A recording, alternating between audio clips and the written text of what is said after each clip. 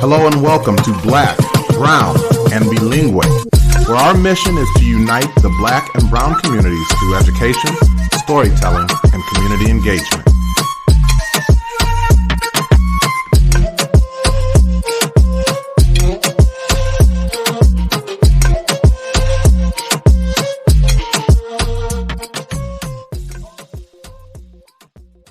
The vision of Black, Brown, and Bilingue is to be part of creating a world in which Black and Brown identities are affirmed, bilingualism and biculturalism are nurtured, and equity is the driving force behind all that we do. Buenos dias. Good morning. Lissette here from Black, Brown, and Bilingue. And of course, this is Maurice McDavid, and man, it feels good to be back. Now, y'all gonna have to excuse me. I got a little something going on with my throat. Hashtag not COVID. But Lissette, it is good. Hashtag probably flu-rona. yeah, something like that. Lissette, it is good to be back on another episode with you as we get ready to close out season 2. Yes, I am super energetic. When I woke up this morning, I'm like, yes, another episode. It feels really good. We have a lot to update people on, right? Absolutely. I think, Lissette, you and I can both acknowledge that this whole starting a program with Northern Illinois University, being a principal in less of a, not less of a pandemic, but just a different part of the pandemic, and then, kind of just everything else that comes with that has kind of thrown us off our game a little bit as we have had some gaps in between episodes, but we're looking forward to closing this one out and then thinking about, where we'll be for season 3. Yeah, and I think as I was reflecting on this journey with the podcast, but as well as with leadership, at the end of the day, we're principals, right? And so it is completely understandable that took precedence over, just being consistent. Not that we don't love the podcast, not that we don't love to be creating content, but it's been interesting. So let's talk about that for a little bit, right? Because your first year as a principal was when COVID first hit.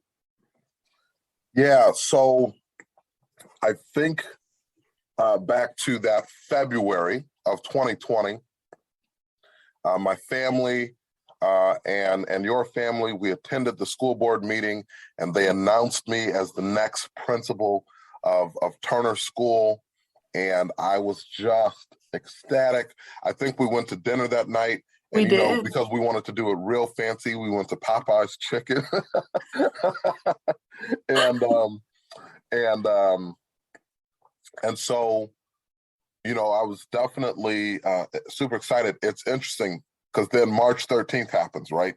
Mm-hmm. March 13th, 2020, everything gets shut down and we never come back the rest of that school year. And all of a sudden, all of my plans to come and visit the building and see people in person, they all changed to Zoom meetings, or at that point, I think it was even Google Meets, maybe, And so it definitely changed things drastically, for becoming a first-year principal, trying to get to know your staff. All of a sudden, all of it is virtual. So, that was a really, really interesting transition. Now, it's not like you had been, at your building for forever. You'd only been at your building for a year, and then all of a sudden transitioning to the virtual world. Yeah, so that year was my first year in the district, and so that was my first year with my current staff. And I remember recently at a BLT telling my team, we haven't had a normal year together.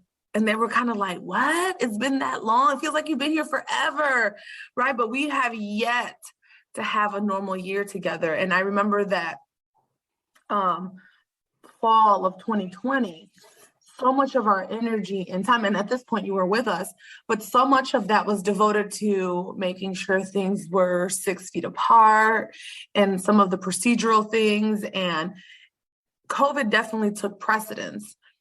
But, you know, I think of this current year now, we're dealing with kind of like, I describe it as like whiplash, right? So we went through all of that 2020, 2021. And now this year we tried to return with some sense of normalcy, right? And then dealing with like just the SEL of not just our students, but our staff. People have gone through a lot, people have experienced loss. And I think in my enthusiasm for, yay, we're going to be in person, it was a little easy to forget, not intentionally, but people are still going through some things, right? And I think it's important to keep that at the forefront, and making sure that we continue to care for our students and our staff. 100%. The other piece that I really think a lot about in our return this fall is it was really nice to be able to begin to engage in academic conversation again and be talking about, you know, student learning as opposed to student spacing. The problem that I think we ran into, particularly as Delta kind of waved through, and now, you know, Omarion's got this icebox where his heart used to be. Yeah, exactly. You know, as Omicron has come through, you know, I think we are, and even with this most recent update of the 5-day quarantine and trying to figure out, okay, I got to make sure these kids are 6 feet, even if I have other kids at 3 feet. And so I think you talk about that whiplash, right? That some of that back and forth. And then also just as we deal with the SEL, keeping that in mind as we're looking to still increase student learning. Then finally, the third piece connected to this is there were some learning practices that existed before COVID, had nothing to do with COVID. Facts. We're still needing to address. Right. And so, man, it's just, it has been a lot. You know, I definitely have had teachers say that they feel like this is the hardest year of their career. Not last year. Right. Isn't that interesting? Yeah. And I think too, you get used to the slowdown, right? Because and I would be honest, I appreciated some of life slowing down. And you kind of had to readjust to coming back, being in person, full throttle. And unfortunately, and I think if I reflect on like this first half, we always talk about how, or we used to talk about how we're going to learn so much from the pandemic and we're going to come back different. But did we? Did we really come back and say, you know, we're going to slow things down. We've learned a lot because of the pandemic. We're going to change some things. I don't know that we've changed. I think we've really tried to go back to status quo to a certain extent. Which I think could also be reflected right in the look at 2020, right, and the marches and protests for racial justice. Mm-hmm. Where's that at? Right. And keep that same energy, Playboy. You know, where's that energy at? What happened? And I appreciate we're still engaging in some of those conversations, but it's just, the ability to sustain certain movements has been challenging. However, I want to give us some props because we have managed to sustain this podcast. And again, we're back on today because we are trying to return to that level of energy, right? That we had where we were dropping something every other week. You know, we had something ready to go. Now, one of the things I'm super proud of, though, Lissette, is that while we weren't as consistent on the episodes, we expanded in some other ways this year. Did. You're right. You definitely. So February of 21, we did our very first professional development, The Language of Success. Mm-hmm. And now we've had the opportunity, Lissette, right, to take that on the road a little bit, as well as some work that you and I have also done with the culturally responsive teaching and leading standards that were passed just this or in February of 21 through the state Illinois JCAR, right? So talk a little bit. Go ahead and let them know. Go ahead and let them know. Come on now. Come on. So listen, I appreciate the little plug here. Yeah, so I did help as a member of the Diverse and Learner Ready Teacher Network, which is a subcommittee of ISBE, did help to author those standards, the culturally responsive teaching and leading standards. So very proud of the work that team did. That team is actually continuing to work on diversifying the teacher pipeline. And so we've got some works that we're doing. Yeah, and we actually took those standards and talk about branching out. That summer, I worked with Golden Apple, the Golden Apple Scholar Foundation. If you don't know anything about the organization, it is in Illinois, and they really are aimed at increasing the teacher pipeline. And I was able to run part of their summer institute and teach the cultural competency class. And we talked a lot about those standards. And every time I would introduce them, I was like, yeah, and by the way, you see this man right here, my co-host of the podcast. So I was able to plug that in. And it's been really exciting to see how the standards and hopefully, the work with Golden Apple will lead to some substantive change for our students. Yeah. So I definitely would say had the opportunity earlier in the spring to kind of do some of that same PD with the DuPage County Regional Office of Education, some of those different things too, working with a good friend and colleague, Josh Kaufman, who then I think ended up connecting with you in a roundabout way. So it was just really interesting how we've had the opportunity to do some of these things.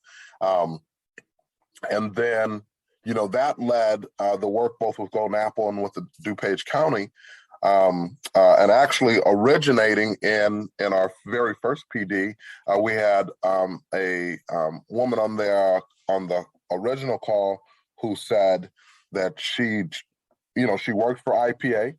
Oh, that's right. And shout out to Denise Gamble. Yeah, that's who it is, right? Go ahead. She afterwards, she stayed on. She said, hey, you all need to do this at the Illinois Principals Association conference. You all need to do this presentation. And so due to her encouragement, we went ahead and applied. And sure enough, we were selected as presenters and got a chance to present at the Illinois Principals Association conference this fall. And that was just super dope. We had a really good time with that, and again, made some connections. Now, Lissette, one of the things that really stuck out about that experience was getting to meet one of our fans of the podcast. And she took a picture with us, and we felt like we was really doing something, Yeah. Shout out to Mariana. That's who you're talking about, Mariana Nicasio. Yep. I love her. We actually had her on the Leading Latina blog. Yeah, she is wonderful. Shout out, girl. How you doing?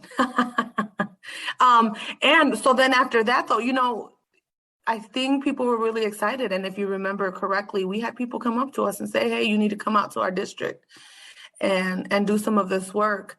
So it was really nice, a nice experience to get out there and present and network with other educators, which then also led me to another podcast. So if you remember, after we walked out of our session, after we were done presenting, someone stopped us to see if we wanted to just share a couple of thoughts on being a leader during the pandemic. And I was able to connect with Charles Williams, who then invited me to be part of an episode of Inside the Principal's Office. So again, it's just been really wonderful to see how our podcast and our work together, Maurice, has, allowed us to branch out and do some other things. So although we have not been as consistent with content and dropping an episode every other week, we have been busy, and a lot of the opportunities have come out of this podcast. Why don't you go ahead and tell them about ISU?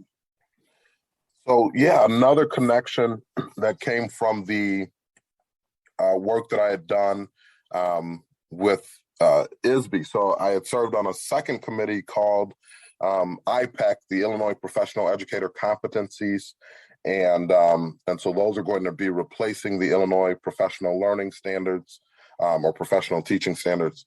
And so one of the ladies on there, Dr. Jill Donnell, works for ISU. And eventually she, came around with this idea that she would really love to have me come down and talk some more with the education department there, talk some more about the work that I had done with the culturally responsive teaching and leading standards. So I had to, I let her know. I said, well, I think you would enjoy me presenting, but I've got a colleague and podcast partner that I normally present with. Is it okay if she comes down as well? I think it'll make it more dynamic. And sure enough, it was. I think, brought Lissette down, and I think from there now we're kind of known as, this is what we do. And so I really see this as being something that we can do. But ISU was super dope. The room was packed full of people who are in the education game and are helping to train, our next generation of teachers. And so I really enjoyed that. Yes, I'm sorry. I really enjoyed that because for that very reason, right? And I think that we were able to give them a lot to think about in terms of their teacher preparation program.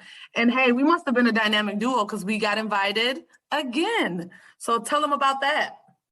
Yeah, so we'll be going back down in February, and they have basically what's like a big institute day.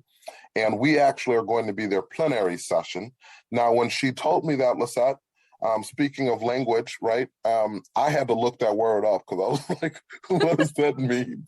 So it's the one that everybody has to go to, where they get to choose other sessions that they go to throughout the day. The session that everybody has to go to, we will be presenting at and getting a chance to talk again about the power of culturally responsive teaching. And I definitely want to shout out, there's a book recently released by Gloria, Ladson, Billings. Love her. Yeah, culturally responsive pedagogy, and it is a collection of some of her work. So going back to some of the earliest things she published to some of the newest things she's published, and I'm actually rereading that right now. Beautiful work. Yeah, Gloria Ladson Billings I remember doing my first master's, and she was all up and through my capstone work. And so ever since then, I've been a huge follower of her work. And she's kind of like the godmom of all of this. Correct. Powerful researcher, was a powerful educator. Some of the things that she talks about, I'm definitely thinking about, because Lissette, one of the things that has taken our time, and we've kind of glossed over this, but I want to come back to it. One of the things that has taken our time is that you and I have both entered the superintendency program, and are pursuing that. And so I think we both have some intentionality behind not just getting the superintendency, but going ahead and getting the EDD, and so needing to write a dissertation and some of those things. So I've been thinking about Gloria Ladson Billings and collecting some of her pieces in case it would be something that I would write about. Lissette, talk a little bit about what your experience has been thus far in the superintendency program, good, bad, ugly. So, you and I obviously met in our master's program for the principalship. And I think we both really enjoyed that experience. I I'm gonna be completely honest. Being a principal now and taking some of this coursework, I definitely feel like it is a little more taxing. Actually, not a little. Let me be more precise. It is much more taxing. I think there's a huge difference between being a teacher in the classroom and going to school, which, don't get me wrong, that was challenging, but now being a principal as well as being in this EDS program, it has been a lot. There were definitely moments where I would message you and say, hey, I think I'm just going to drop this. But I got to give you a lot of credit, Maurice, because you're like, just stick with it. Just stick with it. I hope that this first semester with the submission of the portfolios and all of that, I'm hoping that it'll hopefully taper off. But I've enjoyed the camaraderie. I've enjoyed seeing some of our former colleagues, which is so ironic that we actually are in the same cohort as some of our DeKalb people. And that's been nice. Here's the thing. Let's be honest again, okay? Okay, go ahead, tell us. We did all the reading. We did all the work. We taught each other. Like, I've been thinking, yo, that's the move. Professor, and you just assign readings and then you tell people, okay, you have to teach each other and you discuss. It's the move. But no, it's been good. It's been good overall, and I'm glad I did it, even though in the process I was like, oh, I got to write another reflection paper, like for what? But our professors have been incredible. I will say that. I've really enjoyed them both.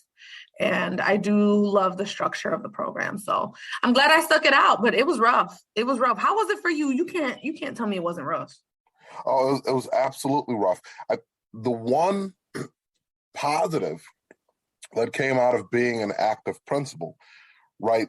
Because the programs, both the principal program and the superintendent program, are set up similarly in that at the end of your first semester, you have to submit this portfolio that demonstrates your leadership roles and understanding of leadership. And you have to be able to say, I did this, and here's how it represents this leadership standard, right, in order to be able to get in to the program. Well, as a teacher, I was attempting to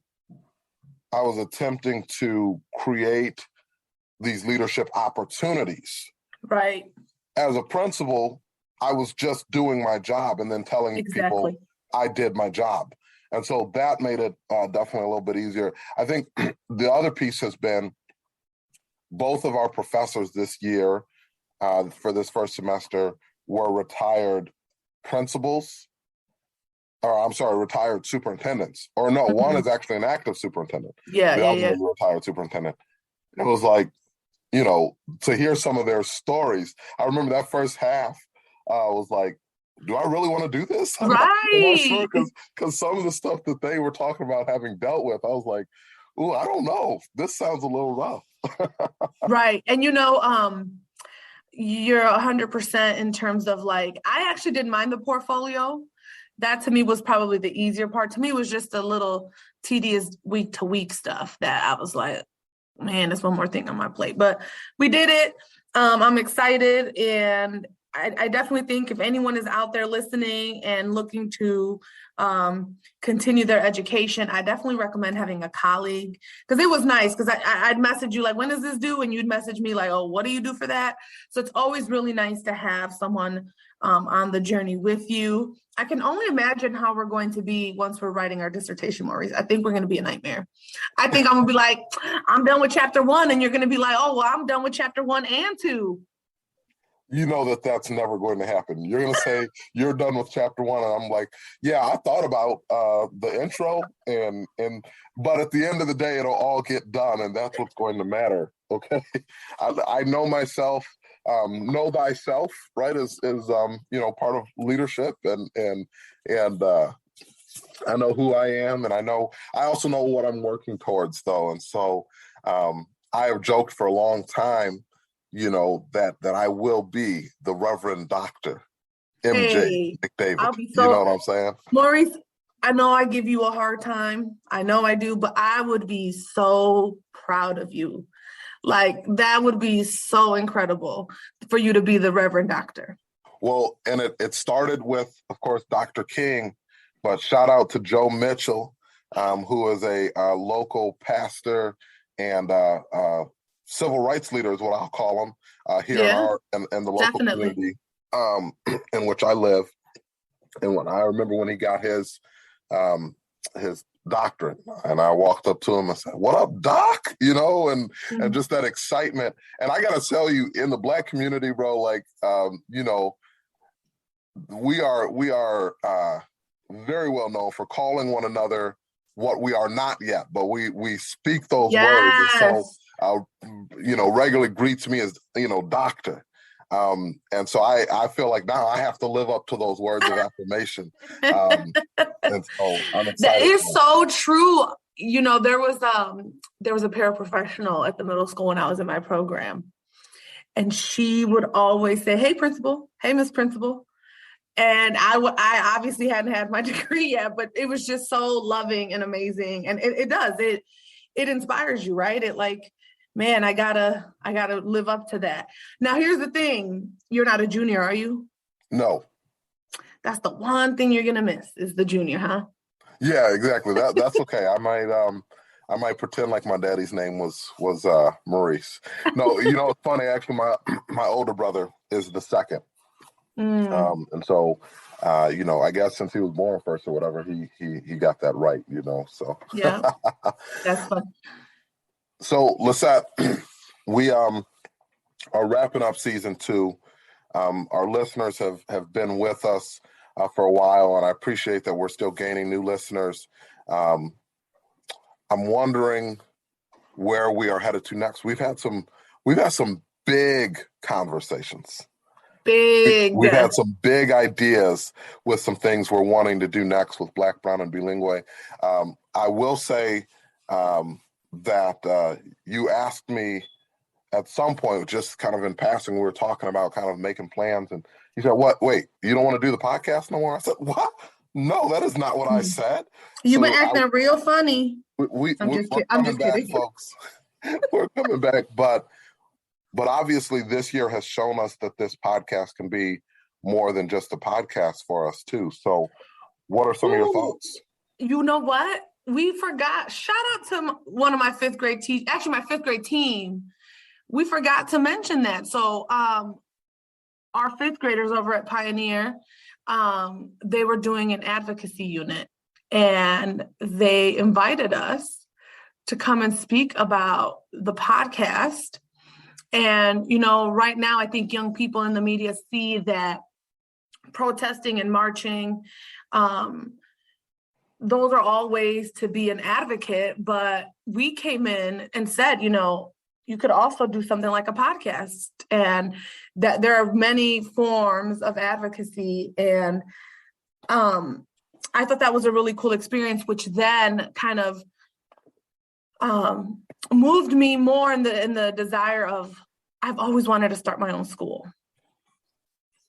And you and I have kind of talked about it. That's one of the big conversations we've had, is we would love to start a school. And interestingly enough, you've had some of those thoughts too. And I'm talking about even before I met you, Maurice. Like, I remember thinking, like, not only do I want to be a teacher, but I want to start my own school one day. And so when you also said you had some of those thoughts too, it was like, come on, BBB Academy, we got to do something. And why don't you go ahead and let them know?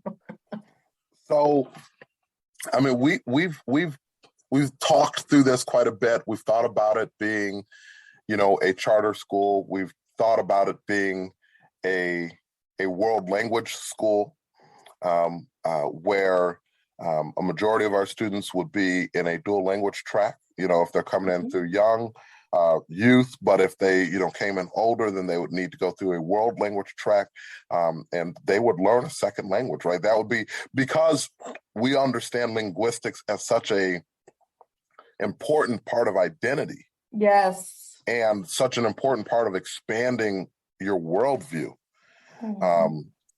that we would really emphasize that. But we also talked about, music class would be music production. Okay, Yeah. how do you make a beat? How do you record over a track and then edit your own? And who gave me, I was thinking about that was like Clement Townsend. Yeah.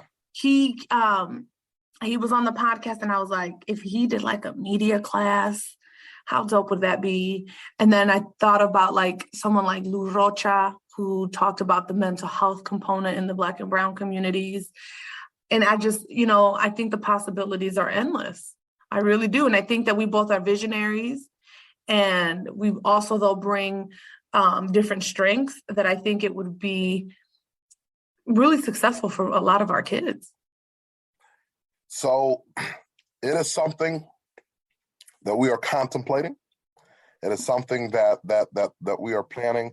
I think, Lissette, in the more immediate, because we've looked at the process, right? So it really can be up to a 2-year process to get a charter school started. But in the more immediate, we have definitely talked about our next step being to co-author a book. Yes. And really taking the opportunity for folk who maybe will never make it to RPD on the language of success to still be able to access some of the information that we have curated into this presentation. I'm excited. And that another one too, we had Brother Henry, your brother, on one of the episodes, and he has his own school, right? Yes. As well as one of the big things that he spoke about was you got to have a book. You have to have a book. And that really connected with me, because that's another thing that I've always dreamed of doing. And, it's interesting. I had a conversation with a friend from like the second grade, and we've just kind of kept in touch over the years. And he told me, he was like, you know what, Lissette? Even when you were young, you spoke about your future and about things as if they're going to happen. Not as if they happen, but I always spoke in terms of this is what I'm going to do, and this is going to happen. And I was like, really kind of blown away, because I had never thought of it like that. And he took note of that. He's like, Lissette, you're exactly where you said you would be.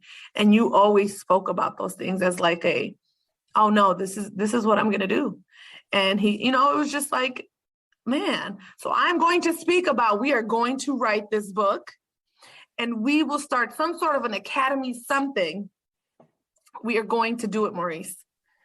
And I won't let you back out, just like you didn't let me back out of this program. I'm excited about it. I think, that as we wrap this episode up, it's appropriate for us to take a little time and say thank you to our spouses who have been an incredible support. They have given us time to record episodes. Brett has really played the role as manager. That's my baby, y'all. My man got us an interview. Let me talk about my baby. You talk about that. Let me talk about my baby.